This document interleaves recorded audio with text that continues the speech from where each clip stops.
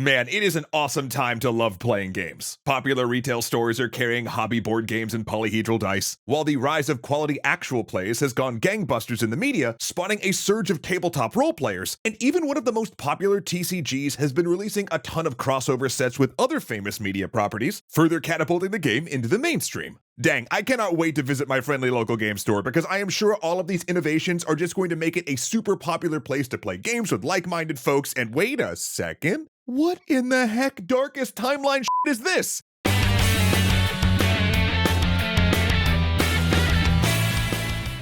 Thanks so much to Factor for always getting me great tasting, fast, and fresh meals delivered right to my door no matter what timeline I'm in.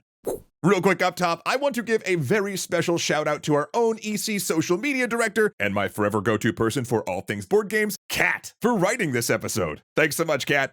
Okay, to figure out what went wrong with all this, we need to first set sail on the oceans of time, all the way back to the clear waters of gaming in 2012. Ah, what a year. The Wii U was making its debut, the Avengers first graced the big screen together, and a little show called Tabletop hit the internet on the YouTube channel Geek and Sundry. They took all these, air quotes, odd board games that the average person might not have ever played and paired them up with witty guests and banter. Showing off the games, sure, but more importantly, really putting a spotlight on the community of players that loved to play them. And this helped create a tabletop game boom, kind of in the same way that Critical Role has just catapulted D&D in the public eye. Meaning I no longer had to play my precious hobby games in the darkened corners with only 2 people I knew once a year at a convention anymore. Oh no!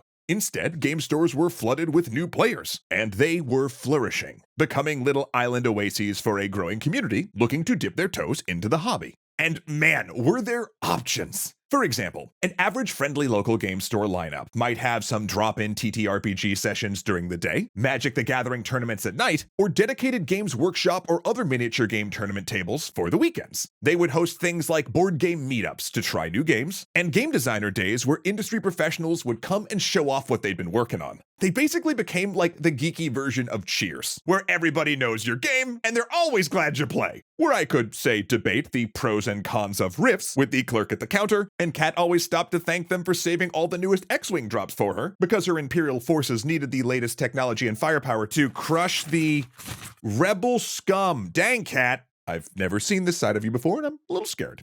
Kat's dark side affliction aside, we then got to watch this community expand and evolve on all fronts, including into a new genre of game store to compete with my friendly local game store, the board game cafe. The evolution into a cafe seems so obvious looking back, and really was a super smart move for the looming dangers to come. I mean, what goes better with hours of gameplay at a table with your friends than drinks and snacks? Gaming cafes started springing up instead of new game stores, and they would hire board game lovers to do things like take orders and teach people how to play games while they were waiting for their food. People could rent a table and play for hours, ordering sodas or beer. And with all that, they had completely turned the basic game store revenue model upside down, because they didn't even need to sell games or push the latest magic packs to pay the bills like a normal friendly local game store. All they needed was a large enough community of people to hang out for as long as possible and keep buying those delicious apps and sweet treats. Wait, don't run off with those truffle fries! So while things were looking pretty great from the community's point of view, as the board game, strategy, and RPG industry, we're seeing more players than ever. Now with the split customer base between friendly local game stores and gaming cafes, the OG stores saw a decrease in foot traffic, some of whom even had to reduce their late night hours to compensate.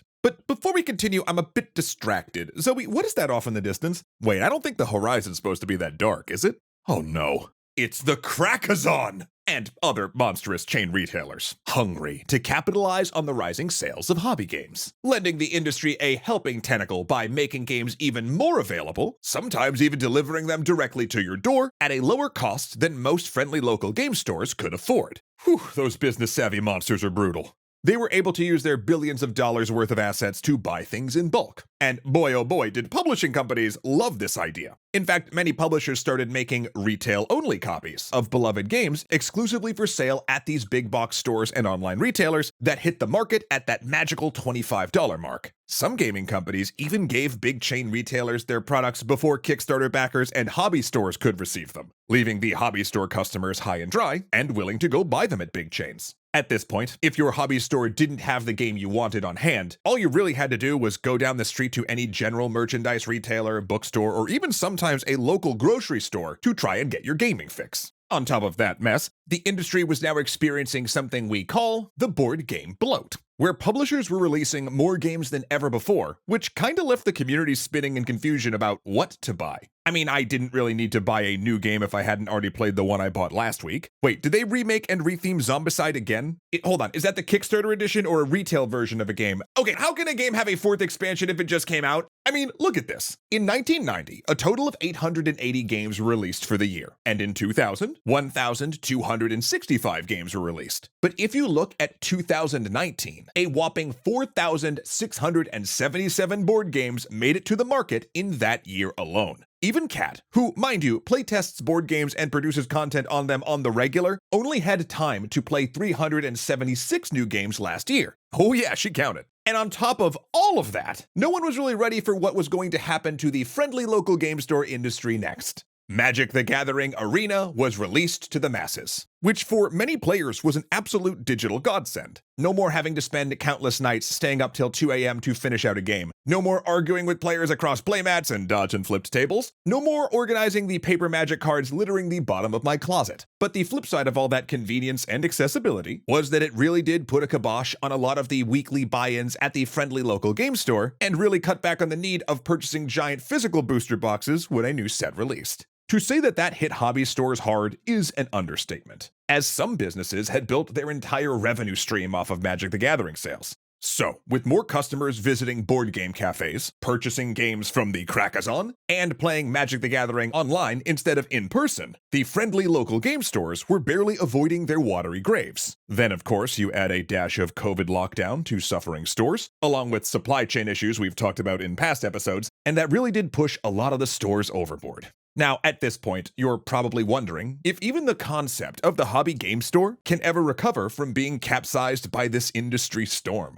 Well, after touring my local gaming community, I can confidently say that, yes, some will survive, but they're also going to have to continue to evolve with the communities that drive them. Stuff like making sure the place is inclusive is an absolute make or break scenario. Also, having disability access to the building and to restrooms and, of course, changing tables and facilities are also a necessity. AKA making sure that more and more people can come and play. Because building a safe and fun space for communities of gamers to play and double down on the in-person experience is absolutely key.